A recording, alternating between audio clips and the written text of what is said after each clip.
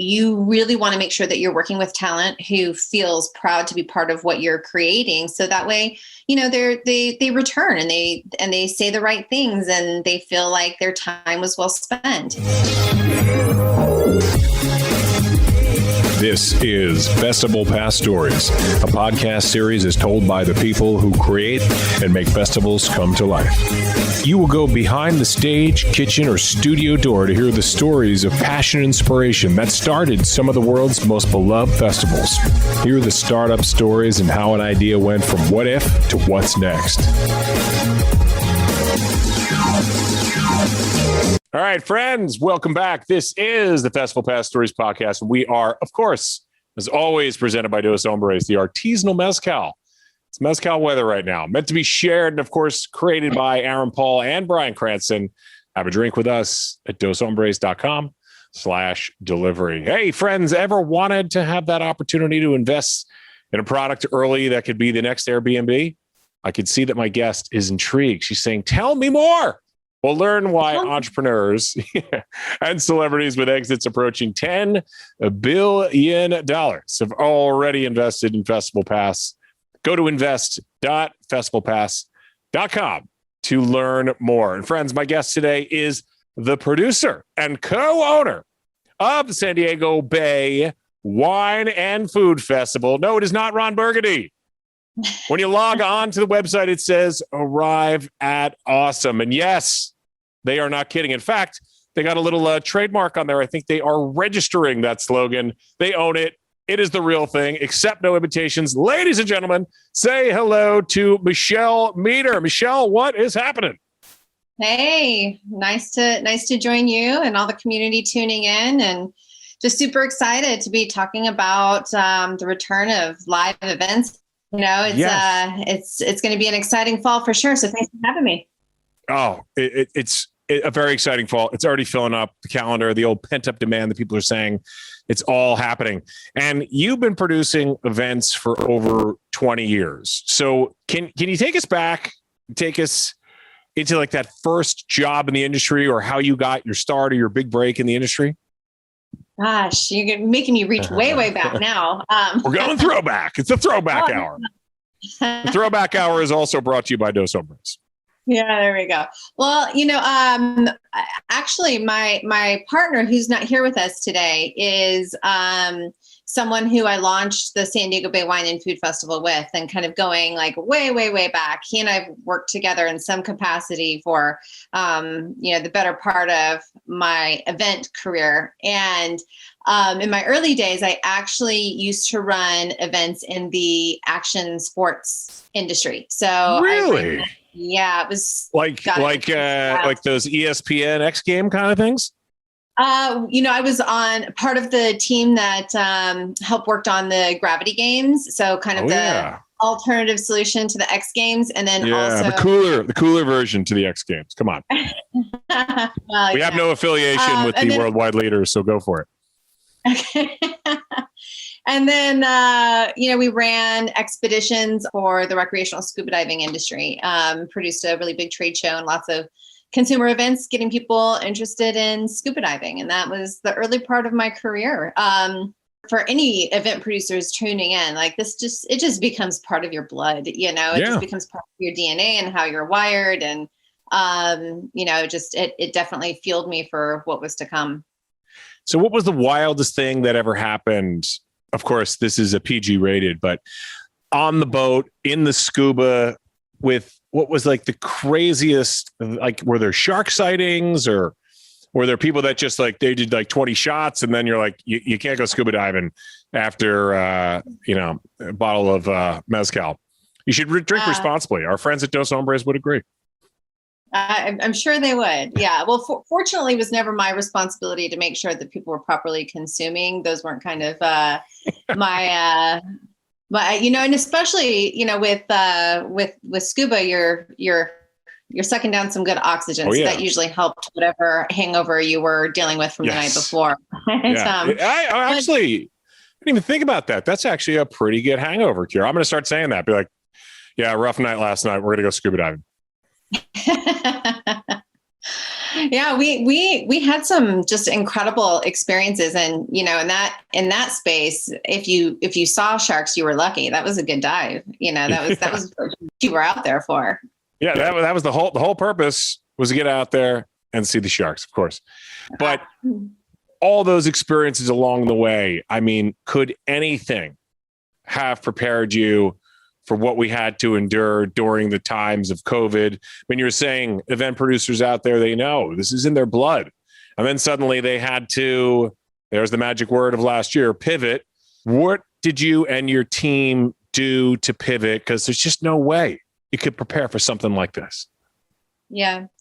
I think that, like anything, we're event producers, but most of us are small business owners and entrepreneurs. And so 100%. Yeah.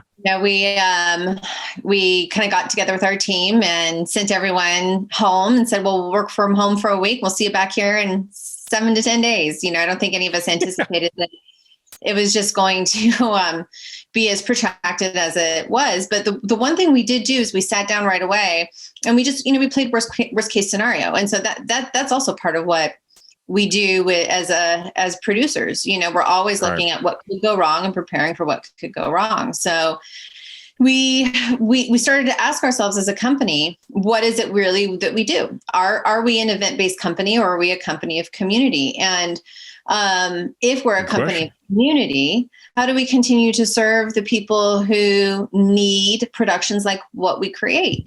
And are there alternate ways to where we can keep connecting brands that attend our events for the economic benefit of it? We really quickly, amazingly quickly, came up with a couple of really viable solutions to help solve that problem that would keep our team together and keep the doors open, keep revenue kind of coming in, and allow us to withstand the chaos of the past 17 months. Yeah. And was that have anything to do with like maybe some virtual wine tastings or sort of virtual food experiences or kind of those kind of things? I mean, I host live events myself, and I've been hosting corporate events, and we've been doing stuff like, we had holiday parties where, we actually just brought a chef on there and we were doing a cooking class and team building, and everybody was at home making the dish, that kind of thing. And these were like pretty renowned chefs. Anything like that?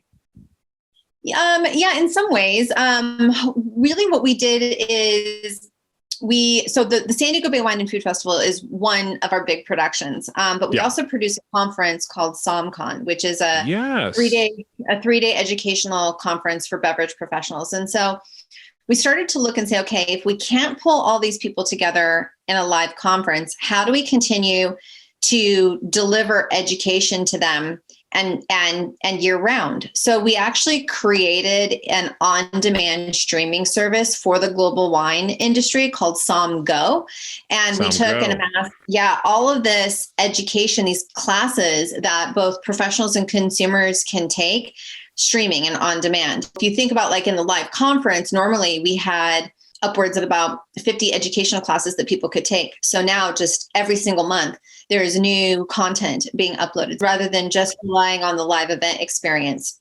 We also created a service for our media events in New York that was also subscription based. And so with that, it's called Pitchbox Media. And so we launched actually a whole new business model, to service that community. It's amazing. So what is Pitchbox Media? What is that? What do we do there? And how can you subscribe to that?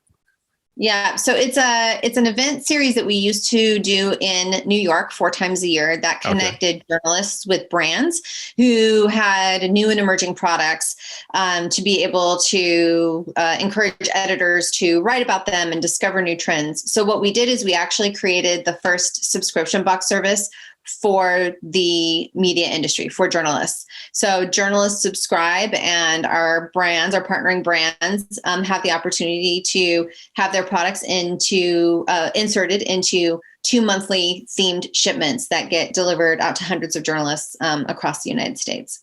So it's like a sampling kind of thing? Like, how does it work? It's kind of like sampling. It's like an exhibit in a box. We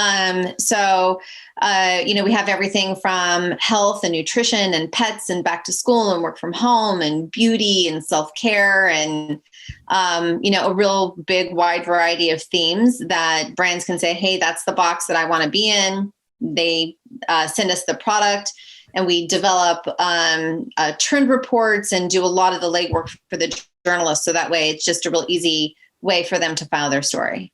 So they file their story, they do a review on the product, and you hope that they rate all these products really well. Yeah. Maybe there's a little envelope of cash in there. Just be like, hey, there's something in here just for your, just for you. No, everything's totally above board. No bribery totally included. Just some skilled PR work. But we had a live event series doing in New York, and this was still a way to deliver to the audience what we needed to do. Yeah, all above board, people. This is not scuba. We're no longer talking about scuba. We're talking about current day stuff here. Come on. But but these experiences that you've had over these years just brought you to the ultimate, and I mean the ultimate food and wine experience. Now, San Diego Bay Wine and Food Festival, which I imagine people forget the Bay a lot in it when they say the term, right? They're like, we're going to San Diego Wine and Food. You're like, San Diego Bay, we have built a brand. Does that happen a lot? All the time. We don't mind. Honestly, it's the event is on the Bay, but the county, like if for anyone tuning in who has not been to San Diego County, there is so much happening here. There's a reason why San Diego is now being consistently ranked among the top foodie cities in the United States. The cross-border cuisine and just, all of the different influences, as well as all the agriculture located right here. I mean, we're so fortunate. It's truly amazing what is just right in our back door. In New York, we've got it all, and we can definitely be snobs about being one of the greatest culinary cities, if not the greatest culinary city in the country. And then someone might just say, well, it's San Diego, tacos and beer. You're doing this right now. You're helping amateurs like me, snobs like me, realize that there's a lot more happening. Obviously, you're on the Bay. You've got access to some of the best seafood, Pacific Ocean. And of course, there's the tacos, but there's so much farmland as well. So tell me about this cuisine that we would have when we arrive. Yeah. So the Wine and Food Festival itself spans typically over an 8-day period, and so longer than a week. Well, it's like that's my kind of party. It's like 7 days, 16 nights. I like it.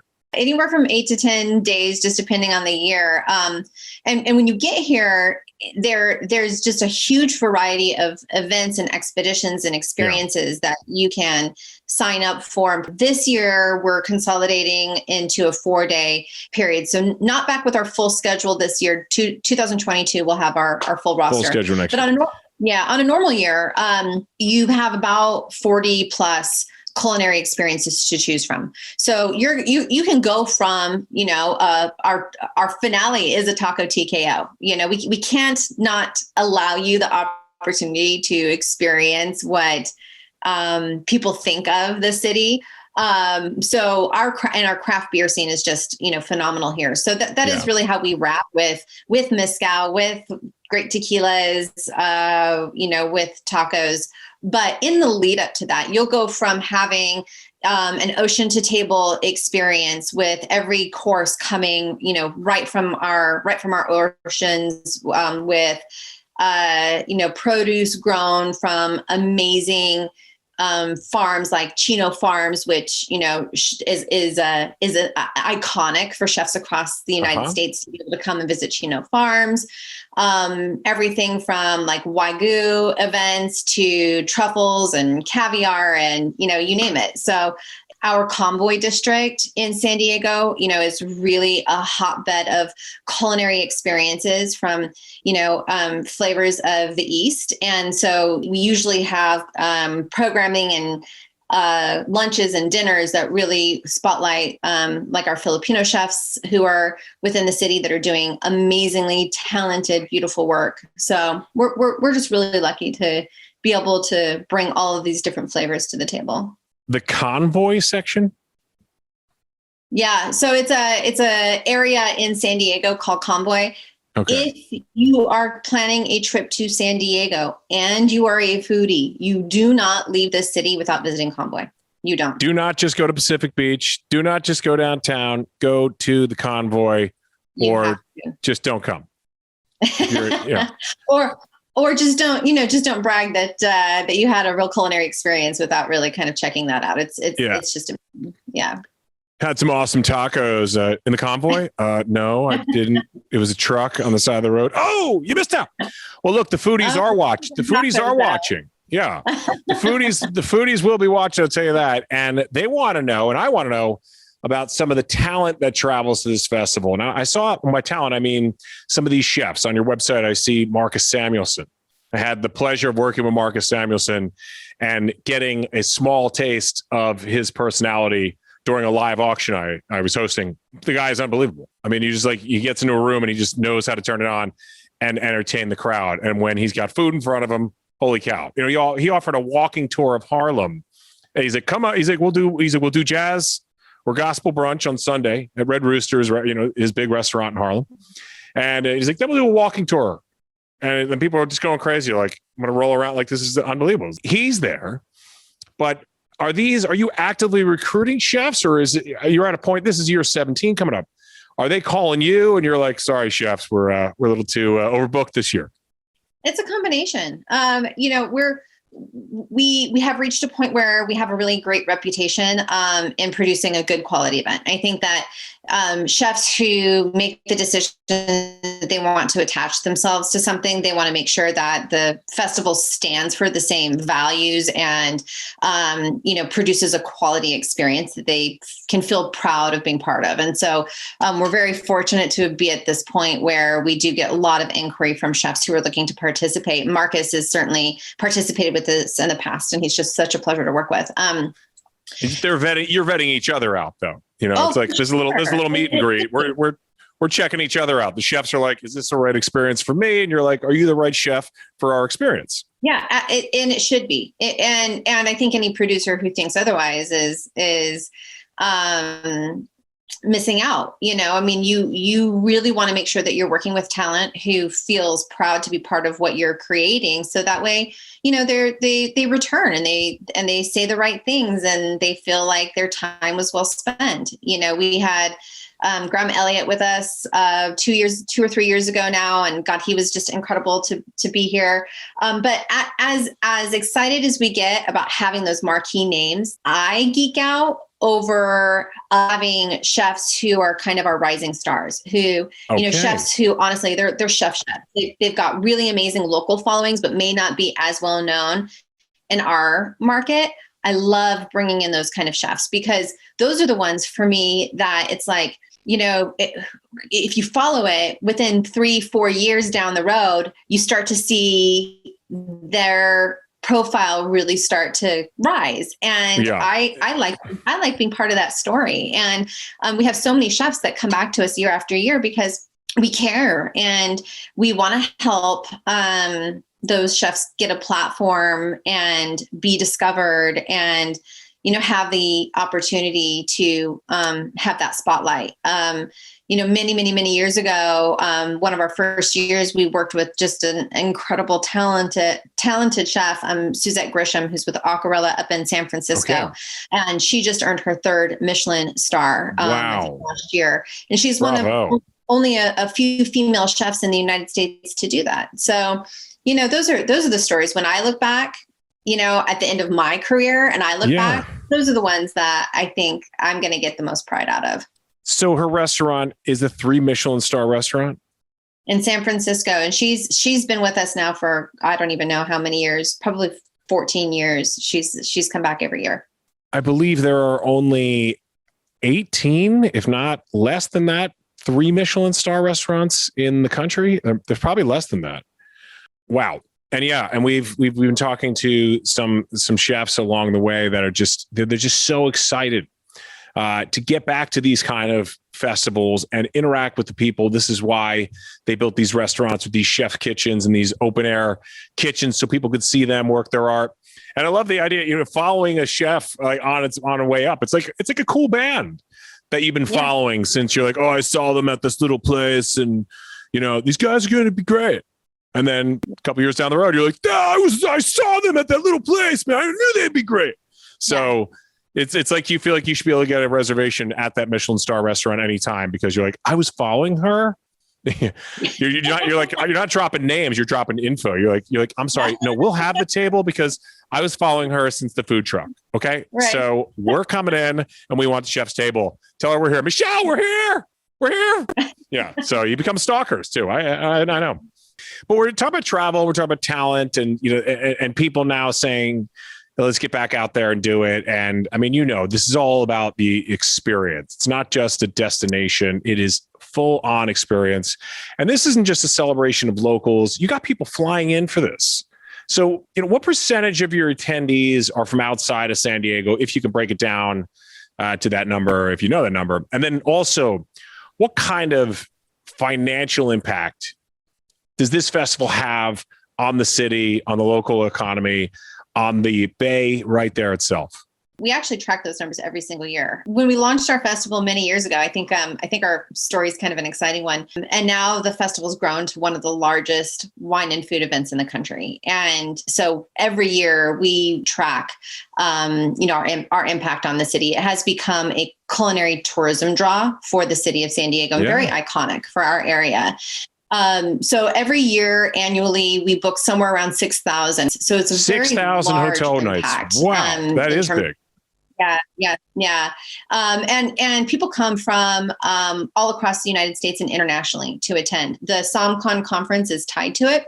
So we have close to 2,000 attendees just coming in for that international conference as well. So about 38% of our audience is from outside of the market. And our economic impact is right around 10 million, 9.5 to 10 million, varied on the years. But yeah, we're really proud of it. Fantastic. Now, you were talking about SomeCon before. It's at the exact same time? So you're producing all this stuff together at the same time? Yeah, my team thinks I'm insane. Because I was saying that, I was like, I really want to hear more about SomeCon, and like, oh, it's part of the film. Oh my God, it's going on at the same time. So you've got all these events going on over this 7-8 day period, plus a conference for the wine and beverage or spirits business. Yeah, and the SomeCon happens also in Washington, D.C. In the year as well. So we do 2 locations of that, but the big location is San Diego in the fall. So it's a huge undertaking. It takes a small village to make it all happen, but we get through it, and it's an exciting 2 weeks. In DC, is it focused on more of a lobbying thing and the getting laws passed or certain wholesale pricing? I had a friend that worked he was in the beer wholesalers lobby, which, it was just always about, hey, all we're doing is making sure that you don't pay more for beer. Yeah. Well, it sounds like a good job. Yeah. We got a lot of beer. I'm going to be honest. Yeah. Thanks, Dean. We got a lot of beer out of that one.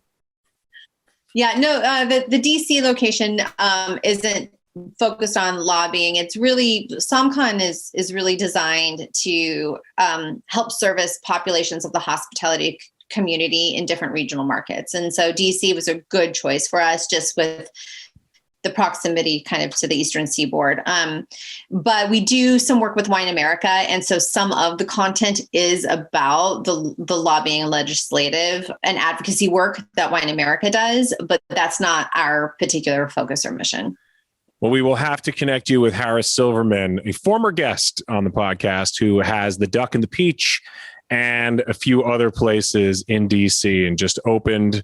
So talk about entrepreneur, chef, restaurateur, all of this, and opening restaurants and a cool little gin room during a time when a lot of places were closing. So she's got a lot of guts and the places are unbelievable. And she likes her mezcal as well. So you'll have a lot in common. There. So I want to break down the events that you have for this. So let's just go big. Let's talk about the grand tastings and why I should be a VIP versus a regular ticket holder for the San Diego Bay Wine and Food Festival. So we're on a Thursday, Friday, Saturday, Sunday pattern. Thursday will be an opportunity for expeditions. So way to immerse yourself in the county. Thursday night, we have a series of wine dinners and spirit dinners that you can take part in. Friday in the evening is our Grand Decant. So that's a big walk around wine tasting event. Grand Decant. So it's wine, beer, spirits, and the food truck experience. So a little more casual on the food, but it's just a really amazing tasting opportunity. That's held at the Julep venue, somewhat close proximity to the Grand Tasting, which is the next day. That's the big day that you're going to do one thing. The Grand Tasting is it. So it's a 4-hour experience for VIPs. It runs from 11 until 3 o'clock. And it really is just this spectacular afternoon of all things culinary. So we have approximately 200 wineries, breweries, and spirit companies from all over the globe. It really is an international showcase, as well as our domestic producers that we know and love. Typically around 60 of our beloved chefs and specialty food companies and gourmet brands, and then just really great experiential and activations. So lots of hands-on things that you can come out and experience. So for our VIPs, they get in an hour early. You get to kind of bypass the line. Right. So it's a 5-hour tour. It's a 5-hour tour for the VIPs. Start to enjoy things a little bit early. We also have a VIP tent, which is curated with just a really cool live fire experience. So we have a series of chefs that are just doing amazing grilling. And so it can be anything from like grilled oysters to lamb to tomahawk steaks, you name it. So the menu varies every year. There are usually about 6 chefs featured just for the VIPs alone. And then we also have a farm to table experience, always with our VIP. And that is really from hands-on. Chico Farms. This is Chico Farms there at June Live? Not Chico Farms. We work with Taj Farms on our VIP with an amazing gentleman. His name is Jack Ford, and he helps curate this part of it for us. VIPs can go over to this really amazing Buildout where they can get hot cheese from a raclette on fresh baked artisanal bread from local bakers. We're this is why I eat before I do these these episodes, by the way. We are playing around with some concepts this year, but we might have like an olive oil press where you can actually hand press your own olive oil into keepsake bottles and take that away. We've had like local artisanal cheese makers, and there's maybe a butter churning station where you can have fresh churned butter and just all kinds of cool stuff. There's a band, and then our highly allocated rare and reserve wines are located in VIP. So honestly, you could just go to the VIP tent and still and never leave and still have just a crazy experience. But outside of VIP, that's where all of these really talented, amazing chefs. We have a chef's table experience within the general admission area where you can go and sit and hear stories from chefs on what inspires them. I could talk forever about our grand tasting. So at some point I need to edit myself out. This is what it's all about. I'm saying, I asked a question. I'm like, should I be a VIP? And you're like, yeah, because you get extra hour. You never have to leave the tent. You're in one place. It's awesome. But if I am traveling in, there's these expeditions I see as well. Would you recommend that somebody stay on site, or, what do the expeditions do? You take people on a boat and you're like, we're going to go catch our own whatever, and then we're going to come back and we're going to grill it up, and the chef is going to do this, boom, boom, boom. What's the expedition all about, or the expeditions? Yeah, they're different every year. So each year we try to kind of surprise you with something different or new. We've done really great lunches, field to table lunches, where you go out to a local farm, you help pick produce, come back and have just incredible wines from local producers. We've had tours of our aqua farms. Probably my favorite expedition that we typically do every year is our Baja, where we really early in the morning, take a group down into the Guadalupe Valley to experience just the incredible cuisine and wine found there.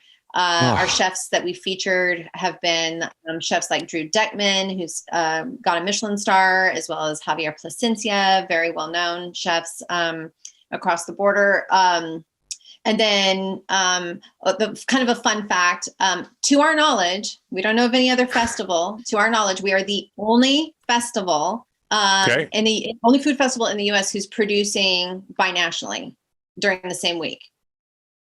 Who's producing? If you know something else, let us know. But we've got events running concurrently in two countries under the same festival week. So wow, we're in Mexico. We are in the U.S. It's cross-border relations. There's much more going on than just food. Food and drink are the great connectors, and you guys are bringing nations together. I love it.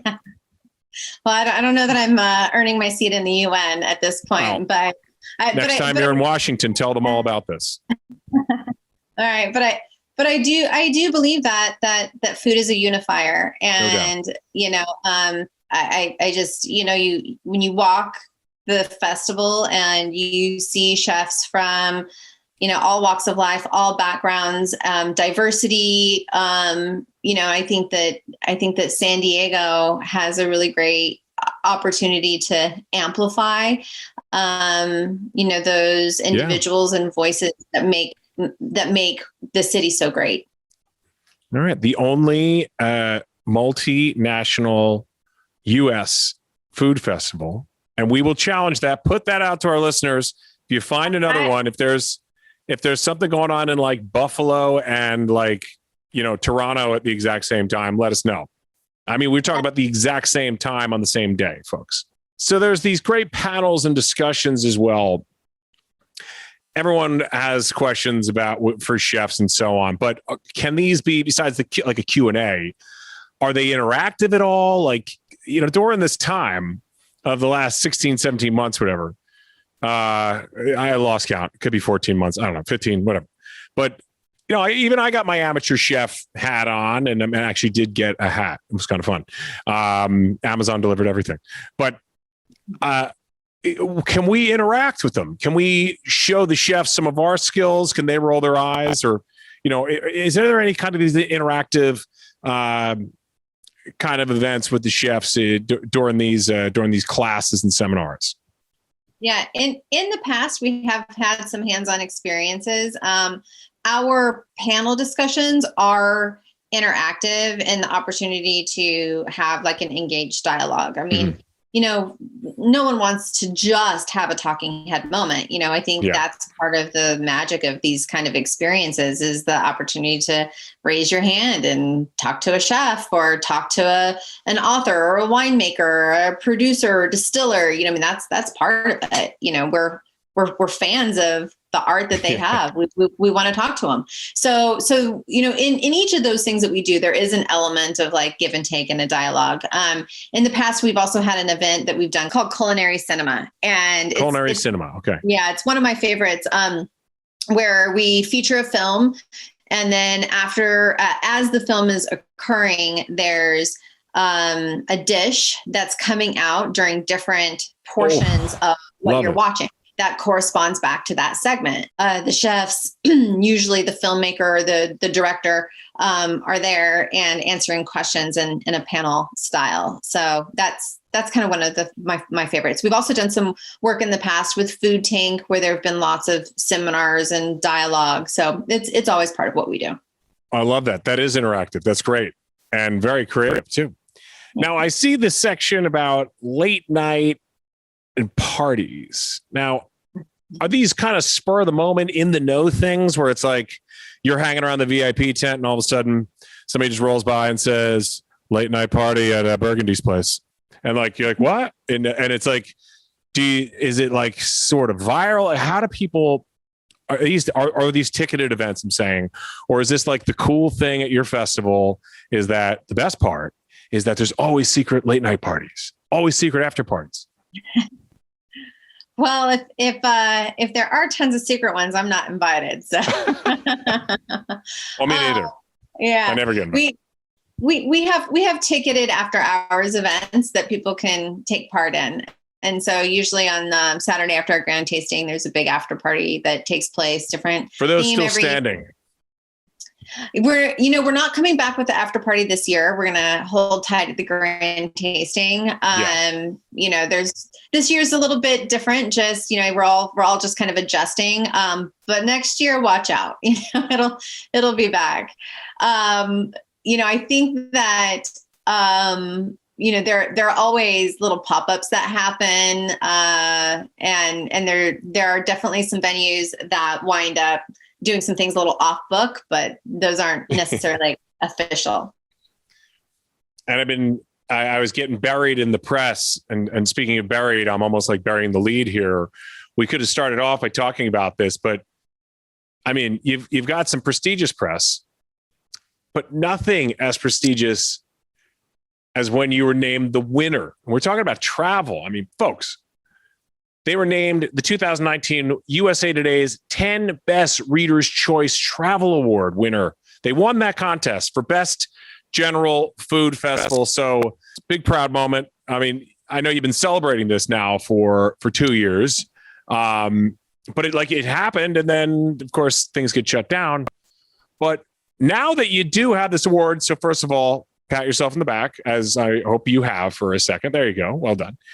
But what kind of, this has raised your profile to a whole different level, but what kind of added pressure is that for your team? And of course, what kind of pressure are you putting on yourself to deliver again, even in a truncated version of the festival in 2021? We're super thrilled. Let's start with what we know. We're thrilled to have it. It starts because editors recognize that you're doing something special. And so, we all want those accolades. We want people saying good things about, what we pour so much blood, sweat, and tears into. At the end of the day, though, if we were just focused on those awards, then we would just be doing a disservice to everybody. So, we've been at this a long time. We just keep our heads down and continue to innovate, look for, new, exciting things to be able to bring to our community. And I think as long as we do that, we'll be in good shape. Hopefully we can land the accolade again, but we went a lot of years without it. So we're hoping to retain that. And this is year 17, correct? Yes. So, folks, 17 will be as good as the first, but there will be something else there. We know it, because now that they've got this award, they are going to step up the game. And you're like, how can they step it up anymore? I went to a grand tasting. I couldn't even make the after party. I'm excited to hear more about it. And I'm also excited to hear more about the fact that this is not just a bacchanal. This is about helping charities and education. So tell me a bit more about the philanthropic element of this. I believe you give scholarships, and really who benefits from the proceeds, because I think it's another great added way to sell this and to make people feel pretty good about getting on a plane and coming to San Diego from wherever they are. It's the fact that you're doing something and you're helping people, to get maybe an education for this culinary dream, and you're helping people along the way. We all know how expensive education is when you get onto the third level after high school.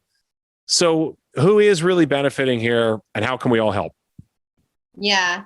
I think that's like the emphasis of everything we're talking about. Throughout the years, when from our very first year, scholarship has been a huge driving force in what we've created. So we have given close to $300,000 in scholarships for our local chefs and culinarians and artists and hospitality workers to continue advancing their careers. We've always fundamentally felt that access to a profession, to education, to having an ability to level up your career, would open so many doors for you. And so every year we give a variety of scholarships to deserving organizations to help award out to individuals who are looking to advance their lives. So we've worked with really great charities like Kitchens for Good, the Chaîne de Retisseurs, and we also have our own foundation called Fast Forward Futures, in which we award scholarships there as well. Fast Forward Futures. Okay.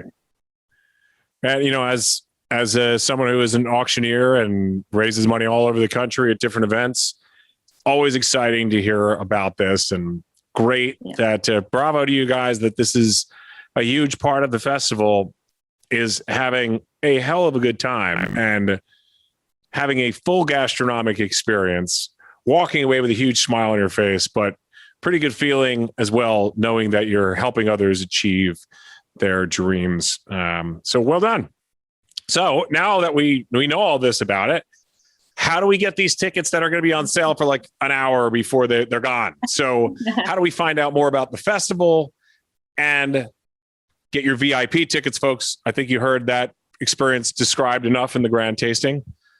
So how do we do it? Yep. Visit our website, SanDiegoWineClassic.com. You can also check us out on our social media pages through Instagram and Facebook. But best bet is just to get on the website. It's going to give you the most information. So SanDiegoWineClassic.com. The other thing I will say is hotels are at limited capacity. So if anyone is planning to join us, I suggest booking a hotel early. We've got courtesy holds available on our housing page. Make sure you take a look at that. But there's a rush of experiences this fall, which means that housing and hotels are a little less available than usual. And give me the dates so we know this exactly when this is happening. Yeah, we're the 11th through the 14th this November. All right, folks, there you go. You can warm up the stomach for the Thanksgiving meal. You can get it nice and stretched out and ready to go. It is not the Catalina wine mixer. No, it is not. And it is not your father's San Diego. It is the modern culinary Michelin star experience that is San Diego Bay now. And of course, it is the San Diego Bay Wine and Food Festival. And she is Michelle Meter, and she is a co-founder. And I hope that I can get myself out there. Man, we should do a big auction. We should just raise more money for the scholarship fund together and then hit one of those after parties, even if I make one up myself. Michelle, thank you so much for joining us. This is unbelievable. Get your tickets. Once again, that website is SanDiegoWineClassic.com. And we can find you on the Instagram or something like that? Yes, at SD Bayfest. At SD Bayfest. Michelle Meter, thank you. And we will see you on the left coast in November. Take care, guys. Thanks so much. This is FestivalPass Stories, a podcast series is told by the people who create and make festivals come to life. You will go behind the stage, kitchen, or studio door to hear the stories of passion and inspiration that started some of the world's most beloved festivals. Hear the startup stories and how an idea went from what if to what's next.